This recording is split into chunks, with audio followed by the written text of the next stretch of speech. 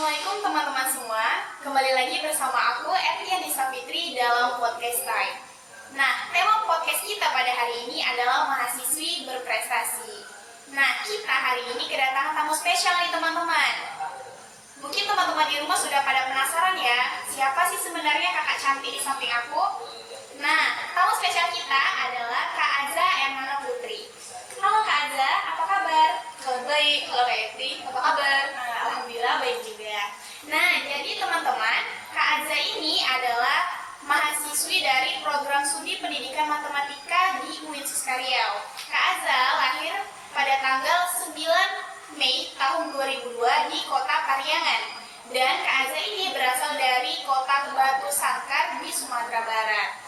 Nah, Kak Aza ini memiliki banyak sekali pengalaman tentang lomba-lomba teman-teman, dan Kak Aza banyak menjuarai lomba-lomba yang telah dilakukan.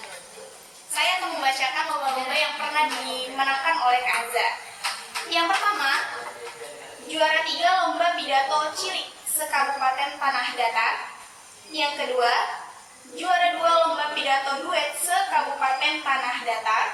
Yang ketiga, juara 1 lomba pidato tingkat remaja se-Kabupaten Tanah Datar.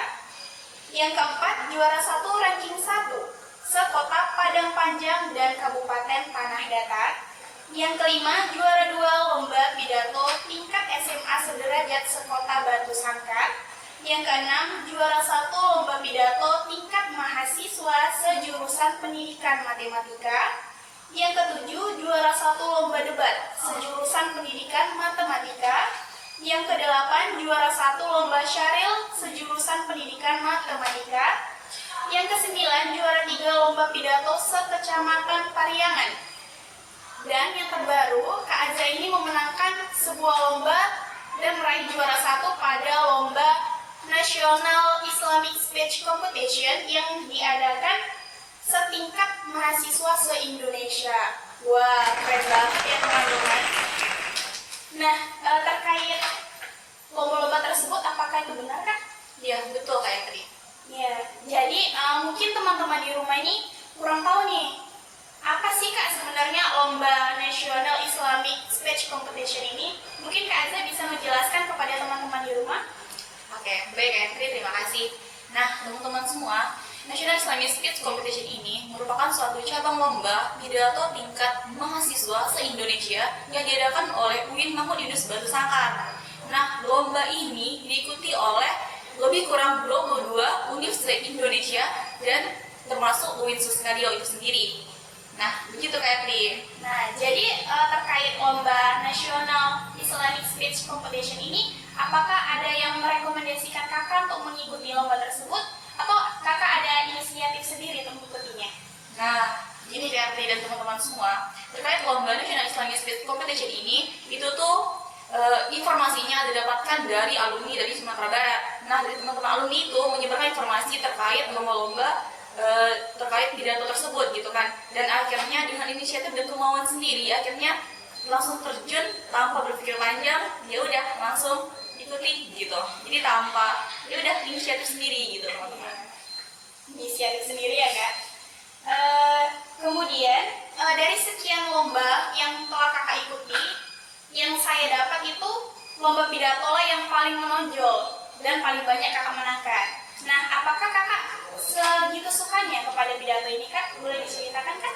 Nah, baik Kak Eti, teman-teman semua, terkait lomba pidato yang telah saya ikuti, nah sebetulnya itu merupakan sebuah hobi yang mungkin hobi terpendam kali ya gitu kan. Nah, dimana pada saat mengikuti lomba pidato dari CIL itu tuh datang dan hadir di lomba itu bukan kebetulan, itu udah kayak proses yang panjang hingga akhirnya sampai ke titik itu gitu. Jadi kalau ditanya kenapa pidato menonjol, karena itu merupakan suatu bakat atau minat yang paling disukai gitu, hingga akhirnya bisa terjun sampai ke sana gitu Kak. Jadi gitu Kak. Nah, kemudian sejak kapan sih kakak mengikuti lomba-lomba seperti ini Kak? Apakah sudah dari kecil, sejak umur berapa seperti itu Kak? Nah, terkait lombanya sejak umur berapa, itu tuh pertama kali nih Kak Eti dan teman-teman, Azza mengikuti lomba pidato itu pada kelas 5 SD. Itu kira-kira umur 11 tahun ya, Kak? 11 tahun. Nah, umur 11 tahun itu tuh merupakan lomba pidato cilik yang pertama kali Azza ikuti nih, Kak. Sehingga alhamdulillah nih memperoleh juara 3 untuk pertama kali lomba pidato tersebut, Kak. Gitu, Kak. Ya, pertama kali ikut lomba pidato dan langsung juara 3 ya Kak Azza. Nah, terkait pidato nih Kak, kira-kira ada nggak sih kendala dalam melakukan pidato, apalagi ini untuk lomba ya Kak? Kendala-kendala apa sih yang sering Kakak alami saat mengikuti lomba pidato Kak? Nah, gini Kak Erdi, terkait kendala lomba pidato yang sering kita alami secara umumnya, yang pertama itu kurangnya PD atau percaya diri yang dimiliki oleh pesertanya gitu, sehingga beresiko dulu nih melihat banyak lawannya, atau lawannya itu berat banget, atau jurinya yang ganas banget gitu kan. Nah, itu yang pertama. Dan kendala yang kedua yang sering kita hadapi itu tuh malasnya peserta untuk ngafal konsep gitu kan. Dalam artian mereka tuh kayak kalau pidato malas ikut lomba gitu, pasti ngafal lagi nih, mending gak usah deh gitu. Mungkin dua masalah itu yang umum kita temui nih Kak, itu sih Kak. Nah, kemudian ini kan banyak kendala yang sudah Kakak alami ya, karena lomba-lomba yang Kakak ikuti juga sudah banyak. Nah, bagaimana cara Kak Azza mengatasi kendala-kendala tersebut Kak? Nah, terkait cara atau solusi mengatasi kendala itu nih Kak Erti dan teman-teman semua, yang pertama itu kata itu kita kurang percaya diri nih. Nah, kita tanamkan dalam hati kita itu yakin pada kemampuan kita gitu Kak. Kalau kita udah yakin nih, nggak ada kata ragu lagi nih atau kata insecure dalam diri kita. Nah, yang kedua nih, kendala yang kedua itu kan malas ngapal konsep. Nah, dibandingkan ngapal nih, mesti kita pahami konsep gitu Kak. Kita pahami intinya apa, lalu kita ya udah ini dan kita kembangkan, nggak ngapal teks yang secara utuh lagi Kak, gitu Kak. Jadi jika kita menghafal teks dalam mengikuti lomba pidato, nanti akan ada kemungkinan untuk hilang ya Kak hafalan kita. Karena kata mungkin ngeblank mungkin Kak. Iya, karena kita di depan orang banyak ya Kak, apalagi yang orangnya tidak pede, insecure seperti itu. Nah, mungkin di teman-teman di luar sana, saya lihat itu banyak yang kurang yakin sama dirinya dalam mengikuti lomba pidato. Misalnya nih, ada orang yang ditunjuk untuk mengikuti lomba pidato, tetapi ketika dia mengetahui lawannya siapa, dia sudah insecure duluan Kak. Apa bisa sih aku menang dari dia seperti itu? Nah, Kakak ada tidak saran atau motivasi supaya teman-teman di rumah itu pede dan tidak ragu lagi dalam mengikuti lomba pidato? Nah, gini Kak Arti, terkait saran atau tips gimana biar kita tuh gak insecure, biar kita pede, dan biar kita tuh mudah memahami konsep. Yang pertama itu kita lakukan, kita tuh harus paham pada tujuan kita. Kita tujuannya ingin lomba pidato, pasti ingin raih menang gitu. Jangan bilang kita mau kalah gitu. Kalah akan lawannya yang berat, insecure dengan tim-tim yang lebih hebat, ini tuh nggak boleh. Kita harus yakin pada diri kita Kak. Kuncinya yakin pada diri sendiri, itu Kak poinnya.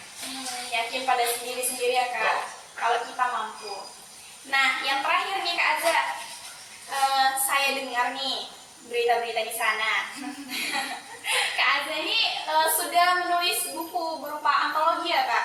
Itu bisa diceritakan Kak terkait buku tersebut? Nah, ini Kak Erti dan teman-teman semua, alhamdulillah kemarin tuh udah berpengalaman untuk menerbitkan satu buku antologi, di mana buku antologi merupakan buku kumpulan dari beberapa penulis-penulis yang luar biasa gitu kan Kak. Nah, buku antologi ini yang udah dibuat itu tuh judulnya tuh Terima Kasih Aku Telah Berjuang Sejauh Ini gitu Kak. Jadi kayak lebih ke terima kasih nih untuk diri sendiri udah sampai detik ini kita masih berjuang gitu Kak. Mungkin itu buku antologi yang sudah dibuat gitu Kak. Jadi itu Kakak berkolaborasi dengan penulis-penulis lainnya ya Kak? Betul. Ya. Nah, kemudian bagaimana tuh Kak cara membeli buku tersebut? Kan sudah terbit nih Kak buku-bukunya. Nah, mungkin ada dijual di Gramedia atau bagaimana Kak cara membelinya? Nah, Kak Erti gini, kalau misalnya teman-teman tertarik ini membeli buku antologi yang judulnya itu Terima Kasih Aku Telah Berjuang Sejauh Ini, teman-teman bisa membelinya di Almanak Pustaka, yang dimana penerbit itu terletak di kota Pekanbaru gitu Kak Erti. Terima kasih kepada teman-teman semua yang telah menyaksikan podcast kita pada hari ini, dan terima kasih juga kepada Kak Azza Ernana Putri selaku pembicara kita pada hari ini. Demikianlah podcast kita pada hari ini. Saya akhiri. Wassalamualaikum warahmatullahi wabarakatuh.